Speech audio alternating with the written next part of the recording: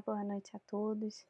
Sejam bem-vindos à nossa reunião pública com temas de Joana de Ângeles, aqui do Centro Espírita Ibirajara. Meu nome é Priscila e hoje me foi dada a missão de trazer algumas reflexões da mentora sobre o medo, né? Essa emoção que pode estar presente nas casas, né, no interior de muitas pessoas desde que tudo isso começou, né? E como esse é um tema que a gente ainda não falou, vamos nos preparar internamente, né? Vamos respirando e chegando para a gente poder ter alguns momentos de reflexão a partir das palavras da mentora. Então vamos lá. Antes da gente entrar na mentora em si, eu trouxe algumas definições do dicionário que eu acho interessante para a gente começar as nossas reflexões. A primeira definição é que medo é o estado emocional resultante da consciência de perigo ou de ameaça, reais, hipotéticos ou imaginários. O que isso significa? Que isso é uma reação que até está no Livro dos Espíritos, né, derivada do nosso instinto de conservação. Quando nós estamos numa situação de perigo, como o corpo reage? Ele tem uma reação instintiva hormonal que nos coloca em modo de luta ou fuga. E por que que isso é instintivo, né? Porque na nossa origem, né, nós precisávamos dessa reação instintiva para sobreviver. Na época do Homo sapiens, onde nós vivíamos, né, sem condições, né, de ter uma casa tranquila, onde a gente tinha que caçar para sobreviver, a gente precisava de uma reação instintiva para nos proteger, para garantir a nossa sobrevivência. Inclusive, muitas ações, né, do homem e da mulher daquela época se faziam com essa intenção e com esse instinto de sobrevivência, né, para preservar a espécie. E é interessante, né, que no próprio Livro dos Espíritos isso está presente. Perdão, no Evangelho segundo o Espiritismo. Que em sua origem o homem só tem instintos, mas avançado e corrompido só tem sensações, mas quando instruído e depurado tem sentimentos. E o medo, ele é um sentimento que é derivado, né, dessa sensação, desse instinto. E interessante ele ter citado que um perigo real, imaginário ou hipotético, porque a nossa mente ela tem a capacidade de nos fazer vivenciar situações e ter as mesmas respostas emocionais, estejam elas acontecendo na nossa frente ou na nossa cabeça. Então, quando a gente se imagina, quando a gente se visualiza uma situação ou que ocorreu no passado, quando a gente revive aquilo, a gente revive todas as emoções que estão atreladas àquele momento. Ou mesmo quando a gente está imaginando coisas futuras, que tem muito a ver com a segunda definição, que é a preocupação com determinado fato ou determinada possibilidade. E aí, quando a gente está olhando o noticiário, está sendo bombardeado por todas essas informações, a gente começa a pintar cenários catastróficos e a gente vive esses cenários catastróficos. A gente coloca o nosso corpo nessa reação instintiva. O que eu faço? Como é que eu vou lutar contra esse vírus? Eu luto? Eu fujo? O que eu faço, né? Então, vamos começar a pensar sobre o seguinte sentido. Apesar disso ser uma reação instintiva, nós não estamos mais nesse momento da humanidade. Então, se eu estou consciente que meu corpo reage dessa forma, quando eu tenho uma situação de medo, né? Quando eu estou olhando esse noticiário, quando eu estou preocupada com as pessoas que eu amo, com uma coisa que pode acontecer ou não, será que eu estou realmente acolhendo esse medo? Será que eu estou digerindo esse medo? Será que eu estou dando um bom lugar para esse medo? Porque uma coisa que às vezes pode ser um tiro no pé é a gente pensar que: "Não, mas eu preciso pensar positivo o tempo todo, eu não posso sentir medo". Assim como muitas vezes a gente não se permite sentir tristeza, raiva, né, todos esses sentimentos que vêm com uma carga, vamos dizer, negativa, muitas das vezes a gente tenta jogar debaixo do tapete, mas esse também não é um bom lugar para essas emoções, né. Nós precisamos deixar elas passarem por nós. A gente não precisa se apegar a essas emoções, mas a gente também não pode ignorá-las, porque elas fazem parte de nós. E vamos ver o que a mentora tem para dizer para nós sobre isso, né. No livro Momentos de Felicidade, ela ressalta que nesse momento social, o medo assume avantajadas proporções, perturbando a liberdade pessoal e comunitária do indivíduo terrestre. Calma, gente, esse livro não é atual não, tá? Ele é de 1990, mas a mensagem poderia ter sido escrita ontem, certo? E ela fala uma coisa muito similar no Homem Integral, quando ela discute que os valores da nossa sociedade encontram-se em xeque porque são transitórios. Aquela questão, né?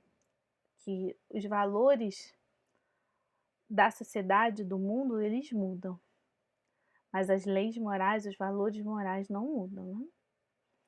E ela também ressalta que a alucinação generalizada certamente aumenta o medo nos temperamentos frágeis, nas constituições emocionais de pouca resistência. De começo no indivíduo, depois na sociedade. Essa é uma sociedade amedrontada. Então, o que a gente precisa refletir, né? Que nessa sociedade guiada por valores que não são os valores do da nossa essência, do nosso Deus interno, mas são valores perecíveis, são valores que o mundo considera como bons, né, que o mundo considera como bem-sucedidos, que o mundo considera como importantes, faz com que tenhamos uma alucinação generalizada. E é importante a gente ressaltar que a sociedade só pode ser considerada amedrontada porque nós, indivíduos, o somos. Nós somos um reflexo da nossa sociedade. Então não adianta a gente reclamar que está todo mundo morrendo de medo, porque nós, em primeiro lugar, também estamos. E a gente precisa lidar com o nosso primeiro. E avançando um pouco a página do Momentos de Felicidade, ela fala que muitas das pessoas ficam pensando, se perguntando quais são as causas, quais são as raízes desse medo. E ela fala: as causas são claras. Nós temos medo por causa da insegurança gerada pela violência. Nós temos medo por causa da afetividade sob ameaça. Afinal de contas, nós não podemos transmitir sentimentos, certo? Na época de selfies, nós não podemos ter momentos tristes, muito menos deixar que as pessoas percebam esses momentos. Há um desequilíbrio social vigente de todos os valores da sociedade, que estão em xeque, lembra? Um equilíbrio em dissolução. A gente realmente está vivendo uma vida equilibrada? Nós estamos conseguindo entender que, se somos espírito, perispírito e corpo, eu estou dando atenção não só aos valores, né, às minhas obrigações para o corpo, mas também para os meus valores da alma, para os meus objetivos existenciais? Nós temos medo por causa da fragilidade da vida física. O fato em que a nossa saúde, muitas das vezes, está em deterioramento, seja pelo maior tempo de permanência aqui na escola da Terra, seja por expiação. Nós temos a presença invisível da morte. E isso nos causa muito medo. Porque muitas das pessoas ainda não têm exatamente uma certeza do que vai acontecer depois da morte. E o que eu acho uma das coisas mais importantes, receios de serem desvelados ao público os engodos e erros praticados às escondidas. O que quer dizer? Para o mundo, eu coloco a minha persona de boa cidadã, boa cristã, boa filha, boa mãe, boa profissional, mas nas escondidas, caso eu não seja, tá tudo bem, porque a sociedade não o vê.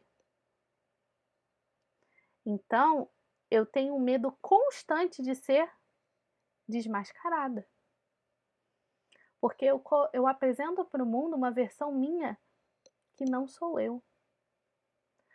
Muitas das nossas ações não são executadas, né, por mais que a gente às vezes queira fazer algo, algo por nós, para nós, a gente não faz com medo de ferir o outro, ferir a expectativa do outro, seja o outro alguém, seja o outro a sociedade, né, o local que a gente vive, os locais que a gente frequenta, os grupos, né, para ser aceita, para ser amada, eu não vou fazer isso, que é o que eu quero e é o que a minha alma precisa, mas eu não faço. Por esse medo de decepcionar, esse medo de não ser aceita, esse medo de não ser amada. Aí começa as fraturas, né, e esse desligamento entre ego e self que a mentora tanto fala nos seus livros. Aí que eu começo a não ser quem eu sou, mas apresentar todas as personas para a sociedade, todos esses papéis que eu exerço, estejam eles alinhados com quem eu sou ou não.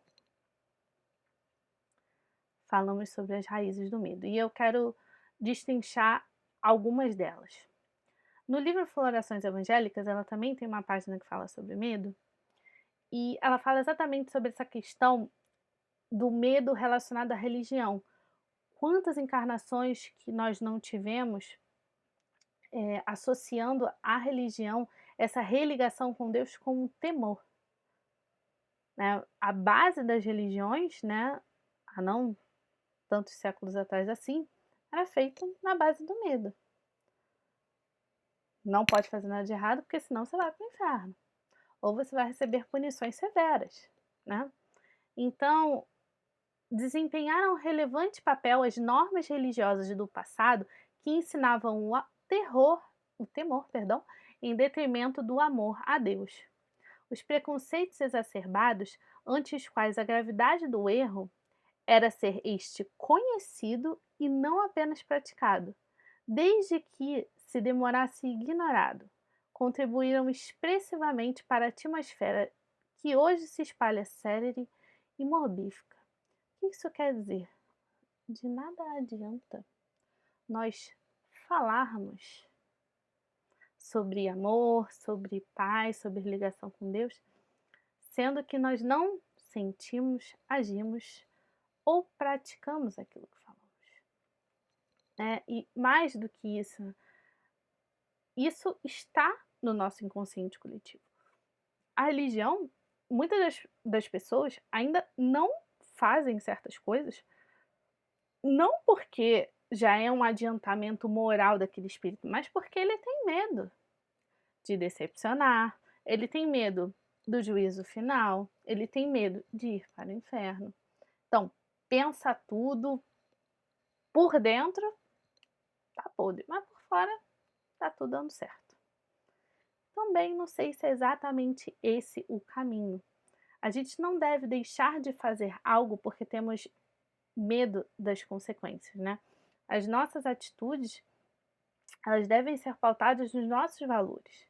Quais são os nossos valores? Porque se eu estou alinhada com os meus valores, com a minha verdade, e se essa verdade ela me permite essa ligação com Deus, eu não tenho que temer a Deus. Coisas para a gente pensar. Uma outra situação, uma outra raiz é o temor da morte, que eu trouxe aqui da Revista Espírita, tá tanto na Revista Espírita quanto no Céu e Inferno. E eu acho que um medo que está muito presente nesse momento, né? Tendo em vista tudo que a gente está vivendo. O que Kardec nos fala? Que o temor da morte tem sua razão de ser, portanto, na insuficiência das noções sobre a vida futura, mas denota a necessidade de viver e o medo que a destruição do corpo seja o fim de tudo. É assim provocado pelo secreto desejo de sobrevivência da alma, ainda velada pela incerteza. Ou seja, eu não tenho certeza do que vai acontecer quando eu morrer. O que isso faz com que eu tenha medo da morte? Afinal de contas, eu não sei o que vai acontecer.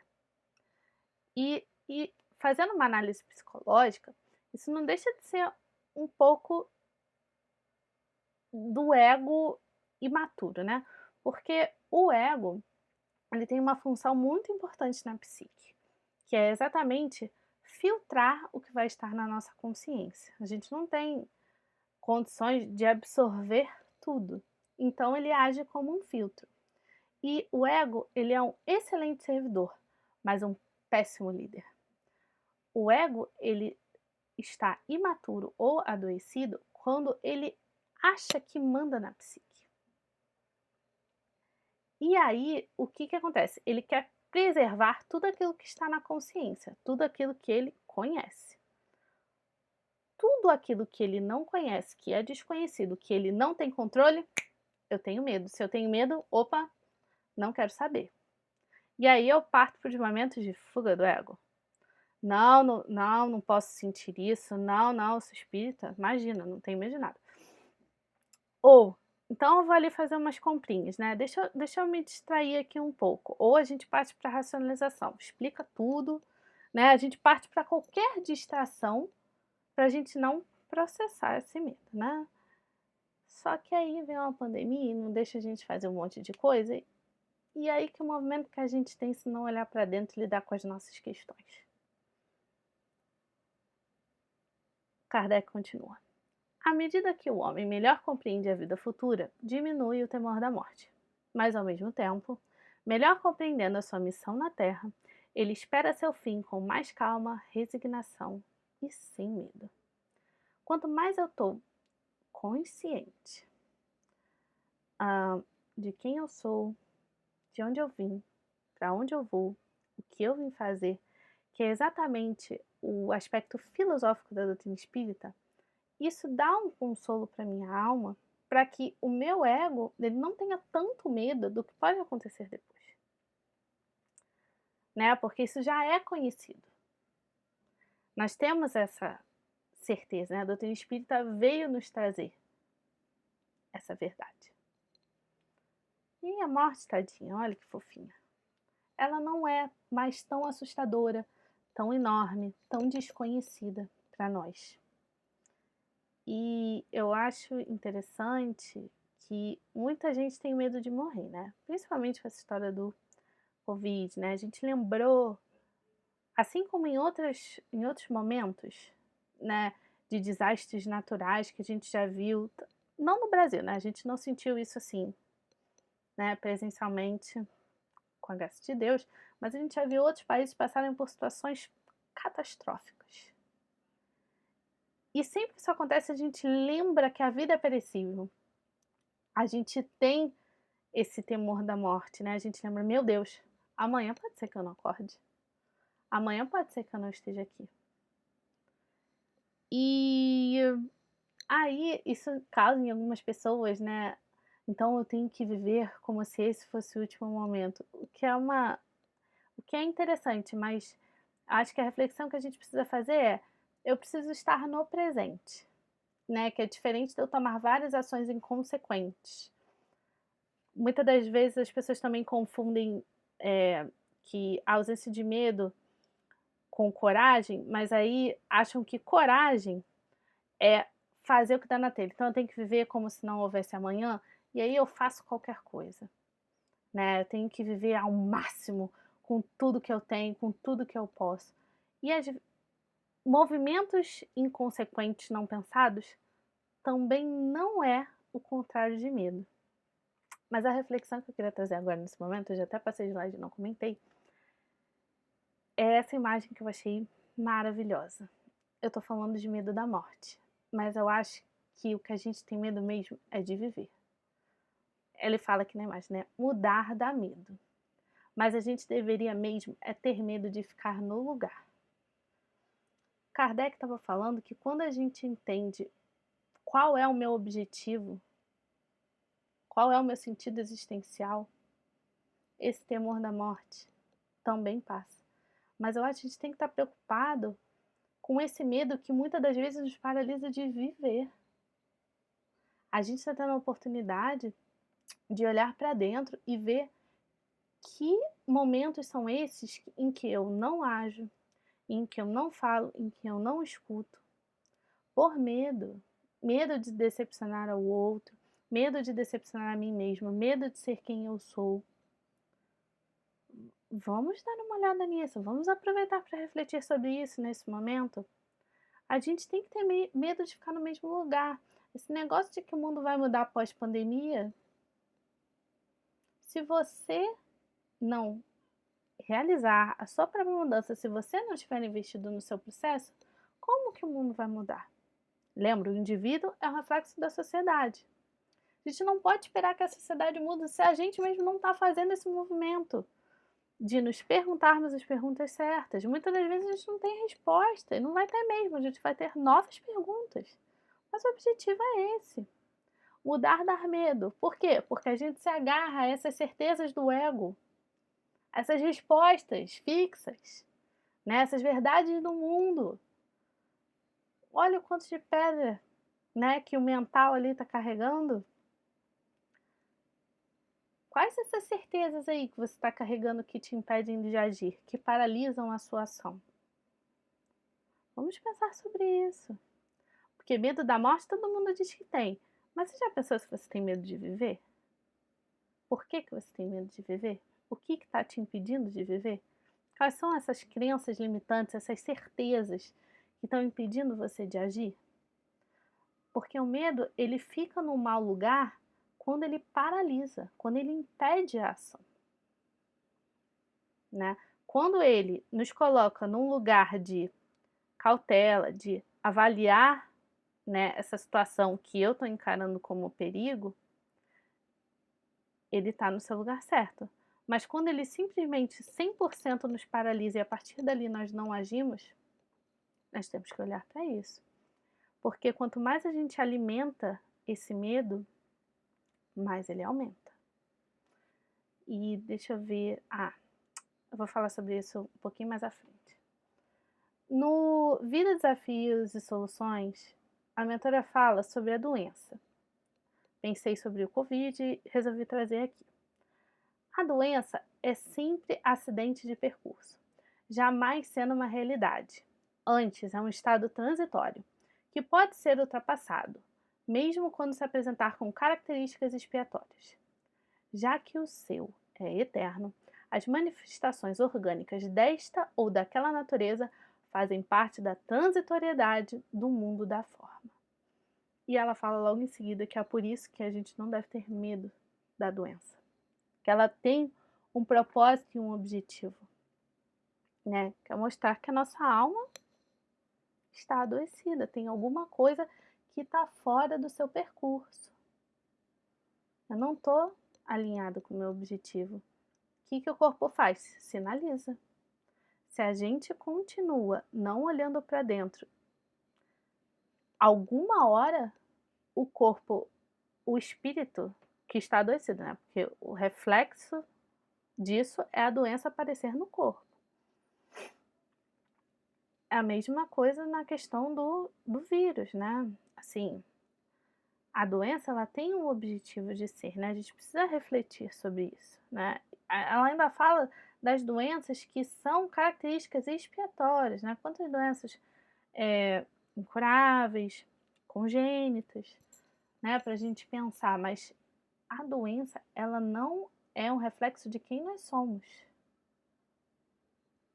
Ela é um estado transitório, assim como o transitório é a forma e o mundo. Né? Estou Priscila, nesse momento, com esse envoltório que tem as suas limitações, mas eu não sou esse corpo que eu hoje habito. Né? E era uma das reflexões que eu queria trazer, tendo em vista tudo que a gente está vivendo. E seguindo aqui no momento de felicidade, é exatamente essa questão do medo que toma diferentes proporções, né? Quando a gente não olha direito para esse medo e a gente começa a alimentar esse medo, ele se desfigura e entorpece a realidade. Agiganta e avoluma insignificâncias, produzindo fantasmas onde apenas suspeitas se apresentam. A gente pinta um cenário que está muito distorcido da realidade e a gente coloca o medo enorme e a gente minúsculo. E aí, se vocês olharem pela imagem, né, quem está nessa mesma vibração vai conectar com a gente, vai conectar com esse sentimento, com essa emoção. E aí a gente passa a nem ter mais medo sozinho, né? Nessas horas nós somos mais vulneráveis e outros espíritos podem conectar nessa mesma frequência, né? Piorando os nossos quadros mentais. Uma outra reflexão interessante que a mentora faz é que o medo não é ansiedade, mas ele é uma das emoções que estão por trás da ansiedade. Ele é responsável pela ansiedade, não é a mesma coisa. E essa ansiedade, que é o medo de perder isso ou aquilo, a gente não se dá conta, né, de que somente se perde o que não se tem. Portanto, o que não faz falta. Achei isso sensacional. Em quantos momentos nessa pandemia a gente não está refletindo do que realmente é importante para nós? Quais são realmente as nossas prioridades? Porque a gente se viu privado de muita coisa. A gente perdeu muita coisa. A gente perdeu a rotina, a gente perdeu... muitas pessoas, infelizmente, perderam seus empregos. Muitas pessoas perderam, né, pessoas queridas. Mas é aquilo, né? Eu achei essa reflexão importante porque somente se perde o que não se tem. Ninguém perdeu ninguém. A vida continua, né? E assim, a gente precisa honrar aqueles que se foram vivendo o nosso melhor todos os dias. E não sei, assim, eu acho que esse é o momento para a gente refletir sobre essas situações. E aí, a mentora começa agora a mostrar para a gente como lidar com o medo. Mais importante do que pensar e repensar as causas do medo, aquelas raízes lá que a gente discutiu, mais importante que pensar e repensar as causas do medo é a atitude saudável ante uma conduta existencial tranquila, pelo fruir cada momento em plenitude, sem memória do passado, evitando o padrão atemorizante, nem preocupação com o futuro. Nós precisamos viver no presente. No presente, nós somos possíveis, a mudança é possível. Nem no passado, a mudança não é possível no passado. Eu não posso alterar o que já aconteceu. A mudança também não é possível no futuro. Eu não cheguei lá ainda. Então não adianta eu ficar nem atrás, nem na frente. Eu preciso estar consciente, eu preciso estar vivendo no momento presente. E estando no momento presente, eu não vou ficar alimentando e pensando e repensando as causas do medo. Porque o medo não atua no presente. Quando nós nos vemos em frente ao medo, se a gente lida com ele naquele momento, ele não continua conosco. Ele passa, como todas as emoções também passam. Achei muito interessante a figura, né? Vou traduzir aqui, né? Passado, presente e futuro. Seu corpo está presente, mas e a sua mente? Muitas vezes nós estamos até presentes no centro espírita assistindo palestra, presente, assistindo, dando play no vídeo, mas estamos realmente presentes, conscientes desse momento, aproveitando, né, a beleza, as reflexões, o belo e o bom dentro das minhas possibilidades?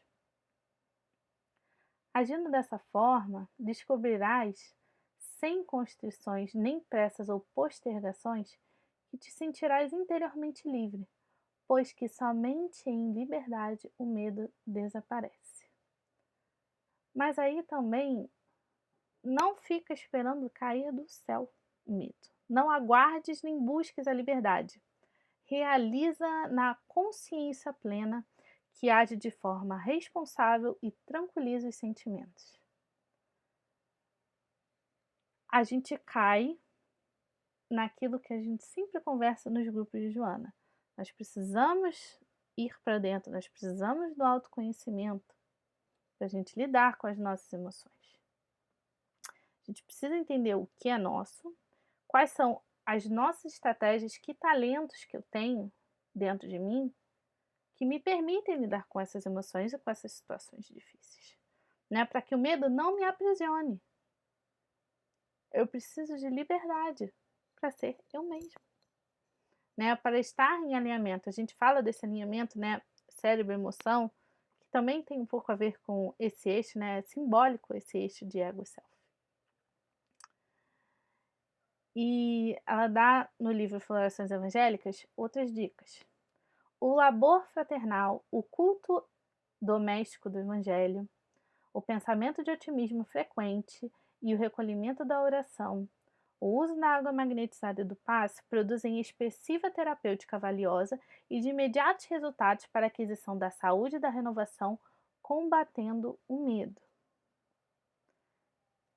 Que significa não ignorar este medo, mas diluir essa sensação. Né? A mentora também, esse é um conceito que a mentora usa muito. Uma coisa que a gente colocou na nossa mente, que é enorme, inclusive maior do que a gente não vai da noite para o dia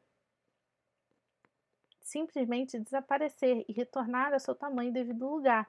Mas para que isso aconteça, a gente vai o quê? Diluindo essa sensação. Através do quê? Do trabalho no bem, do culto do evangelho, do pensamento de otimismo, dos momentos de meditação, de oração, de reflexão. Essas são ferramentas que nós podemos fazer uso nesses momentos.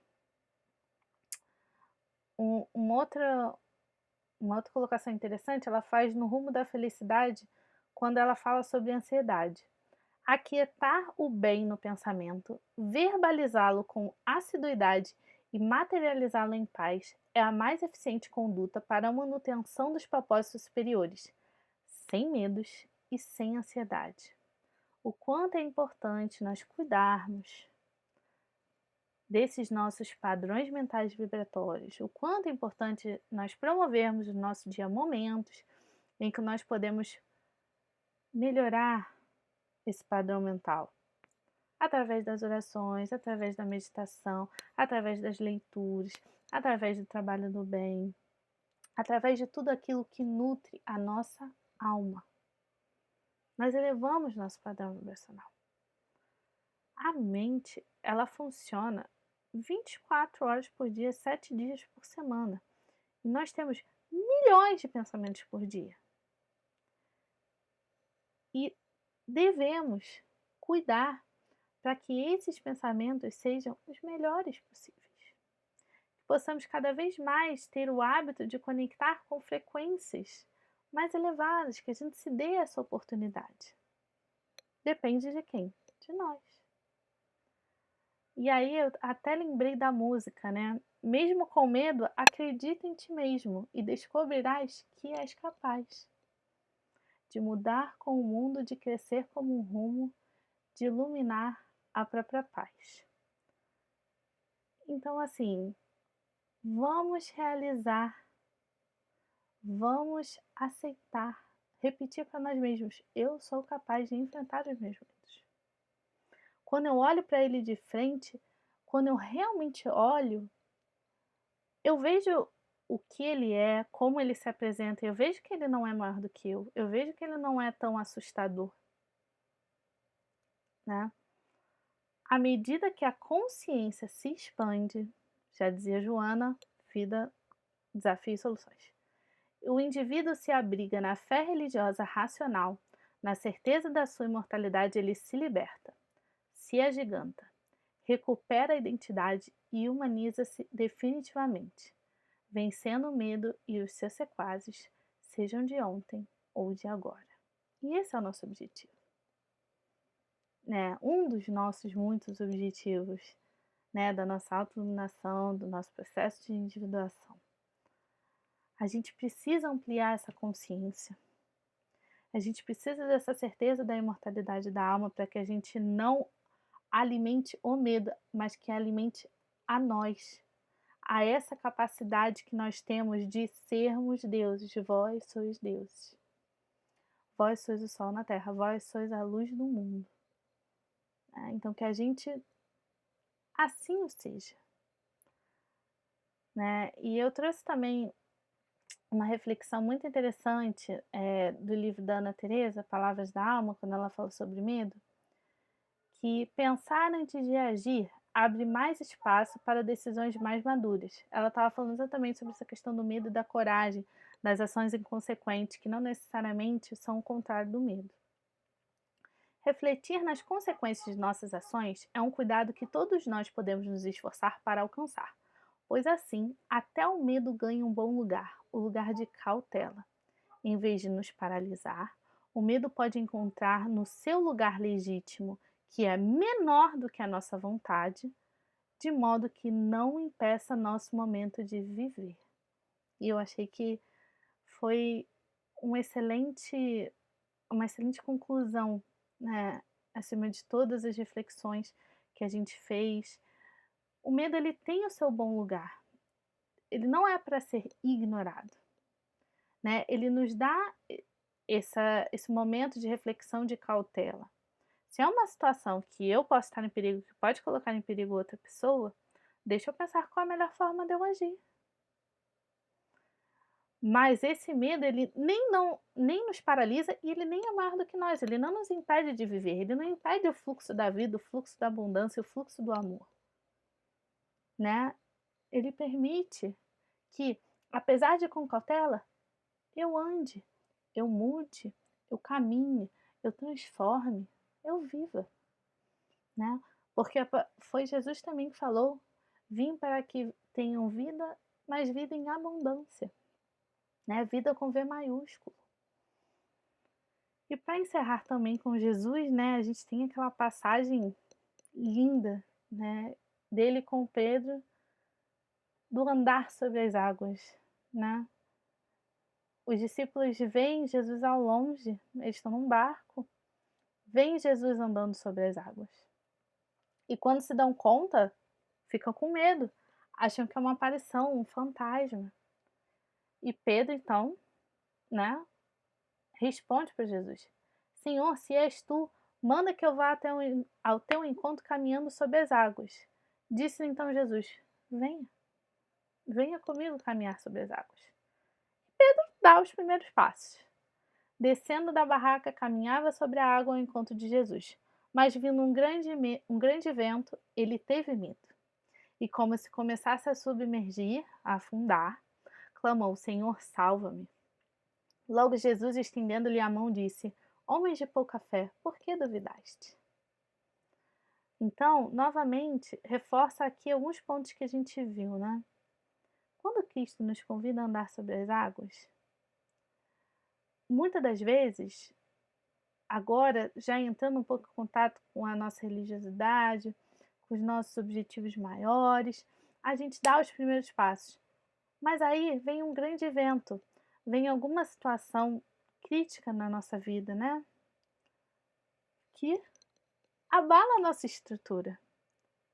E a gente começa a afundar, porque a gente. Ai meu Deus, com esse grande evento, e agora? Eu já não tenho mais tanta certeza no meu caminhar. E eu acho isso muito interessante, porque assim, gente, Jesus estava do lado de Pedro. Óbvio. E ainda assim teve medo, com o mestre ao lado, com as suas vibrações e emanações. E ainda assim ele teve medo. E nós? A gente então está recebendo aí terceirizado todos esses ensinamentos com Cristo, né?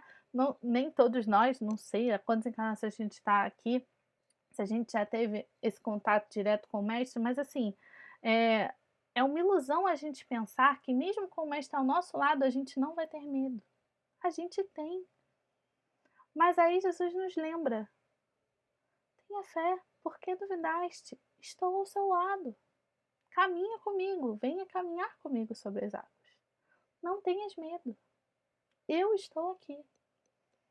Né? Eu acho que é muito consolador encerrar um pouco as nossas reflexões com Jesus e não pensem, né, que só porque a gente já conhece tanta coisa, já sabe tanta coisa, já é capaz de racionalizar tanta coisa, que a gente não vai passar por situações em que a gente fique com medo. E tá tudo bem que isso aconteça.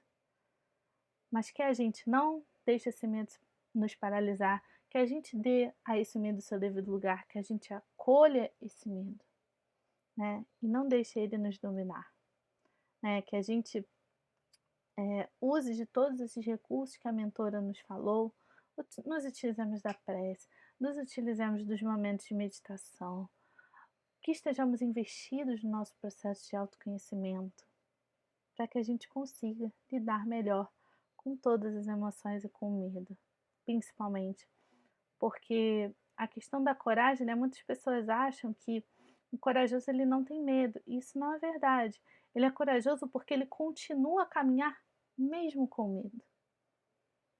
Então, que possamos aí refletir sobre o convite de Jesus, que possamos caminhar sobre as águas com a nossa fé fortalecida nesse momento e nos próximos passos da nossa caminhada. Muito obrigada pela atenção. Tudo de bom para vocês.